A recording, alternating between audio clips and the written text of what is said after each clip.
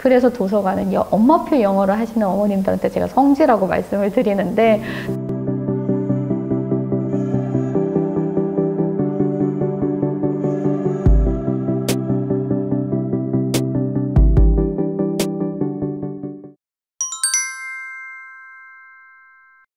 아이들이 책 읽는다고 엄마 나 책 읽을게 하고서 뭐 얼마 되지도 않은데 다 읽었어 하면서 이렇게 막 놀러 나가려고 하고 하면, 도대체 제가 과연 정확하게 책을 읽었을까? 진짜 읽은 건 맞긴 한가? 이렇게 어머님들도 이제 막 이렇게 걱정이 되시죠.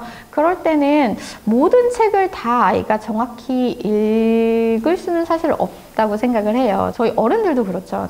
정말 자기 필요에 따라서 내가 정말 이거 뭐 보고서를 써야 되는지 회의 자료를 만들어야 된다든지 뭐 그래서 정말 필요해서 자료를 찾아보는 경우는 진짜 집중적으로 몰입해서 정독을 하지만, 그렇지 않은 때는 뭐 흥미 위주로 읽을 때는 사실 중간에 몇 챕터 건너뛰기도 하고 훑어보기도 하고 뭐 일부만 읽고 덮어둔다든지 이런 식으로 건너뛰기를 하면서 저희도 책을 읽잖아요. 아이들도 마찬가지로 정독을 하는 책이 있고 그냥 이제 훑어보는 책이 있고 관심 있는 부분만 읽고 넘기는 경우도 있고, 그 모든 독서 방법들을 그냥 일단은 허용을 해주시는 게 저는 좋을 것 같고요. 아이가 뭐 3-4권 읽었다 라고 하면 아이한테 그거를 일일이 그러면 독후감 써, 모두 독후감 써 라고 하면 아이가 질리겠죠. 그래서 책을 좋아하는 아이로 키우시고 싶으시다면 그러면 네가 읽은 책에 대해서 엄마한테 좀 설명 좀 해줘봐. 엄마는 못 읽었잖아. 이렇게 얘기하면 엄마 여기 주인공이 누가 나오는데 얘가 사고를 쳐가지고 막 이렇게 줄줄줄줄 얘기를 한다 그러면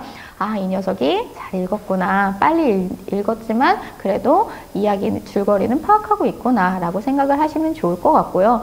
백과사전이나 아니면 학습에 관련된 책을 읽었는데 너무 훅 읽은 것 같다 라고 하시면, 그럼 어차피 이제 초등 고학년만 돼도 독서록을 계속 쓰거든요. 그러면 독서록 쓰기 활동에 사실 퀴즈 내기도 있어요. 그러면 퀴즈 내는 거는 정말로 좋은 활동이거든요. 자기가 문제를 만들어 본다는 건 정말 출제자의 입장에서 그 책을 완전히 씹어 먹어야지만 출제를 할 수 있는 거기 때문에, 그러면 뭐 주말에라든지 아니면 오늘 엄마 아빠를 위한 독서 골든벨 문제를 출제를 해달라. 오히려 이렇게 그래서 주인공이는 뭐야?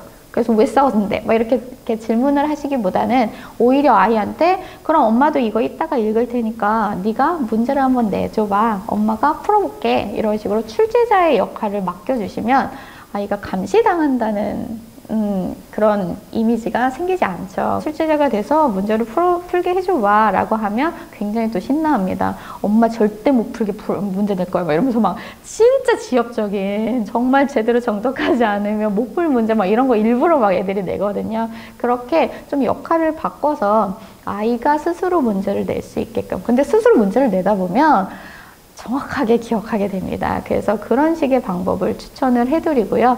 사실 그 마크 트웨인이 그런 얘기를 했어요. 책을 읽지 않는 사람은 읽을 수 없는 사람과 똑같다고. 그러니까 책을 읽을 수는, 글을 알매도 불구하고 책을 안 읽는 사람은 사실 문맹이어서 못 읽는 사람과 크게 다르지 않거든요. 근데 저는 아이들의 독서 역시 그런 것 같아요.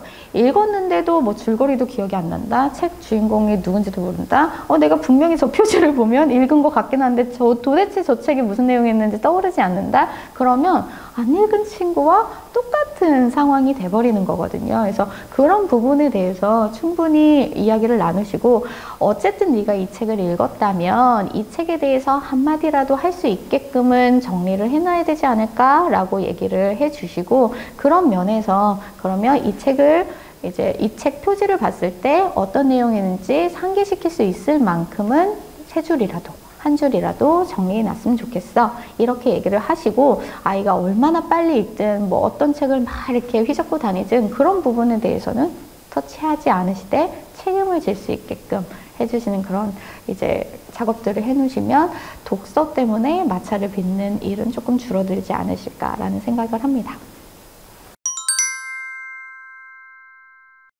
영어 거부감이 있다는 친구들을 보면 사실은 낯설어서 그런 수 있어요. 낯설어서. 그러니까 이게 우리 아이는 왜 싫어하지? 라기보다는 그냥 친숙하게 해주시는 방법들을 사용을 해보시면 좋을 것 같고요. 일단은 아이들도 다 그래요. 자기가 잘하는 걸 뽐내고 싶어 하지 못하는 걸 들키고 싶어 하지 않거든요. 그리고 익숙하지 않아서 낯설어서 어렵게 느껴지고 거부감이 생기는 것이기 때문에 뭐 시중에 보면 알파벳 쿠키도 많이 팔고요. 알파벳 자석들도 있고요.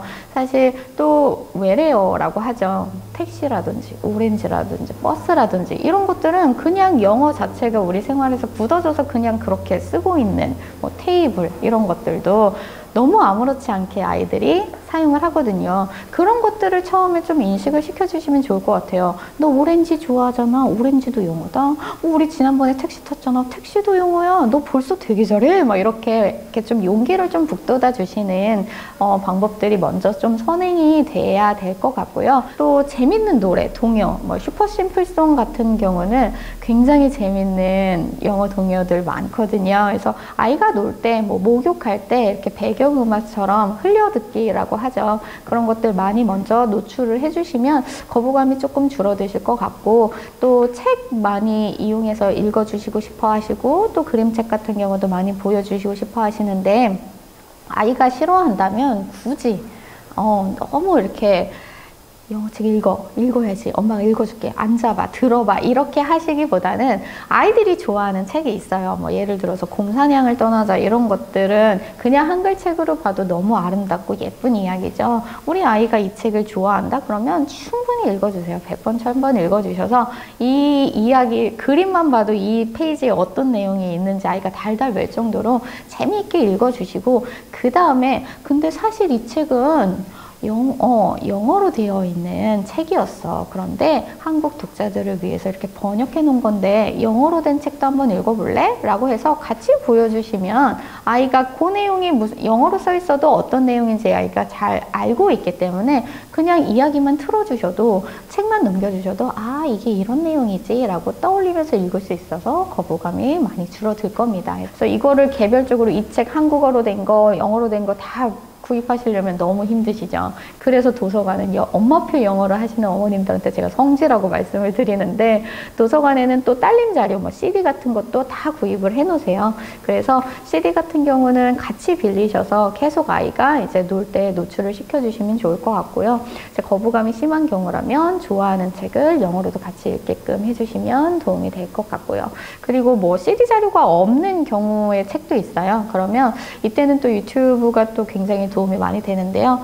그 책 제목 넣으시고 오디오북이라는 단어만 더 넣어서 검색하시면 그 책을 읽어주는 그 영미권 그 북튜버들이 굉장히 많은 클립들을 띄워놓고 있거든요. 어머님께서 발음이 안 좋아서 저는 못 읽어주겠어요 이렇게 걱정하시는 어머님들 계신데, 그때는 또 유튜브를 적극적으로 활용을 하시면 CD가 없어도 그 책을 읽어줄 수 있다는 거, 거의 대부분의 책들이 다 올라와 있거든요. 그래서 그런 식으로 활용을 하시면 좋을 것 같다는 말씀 드립니다.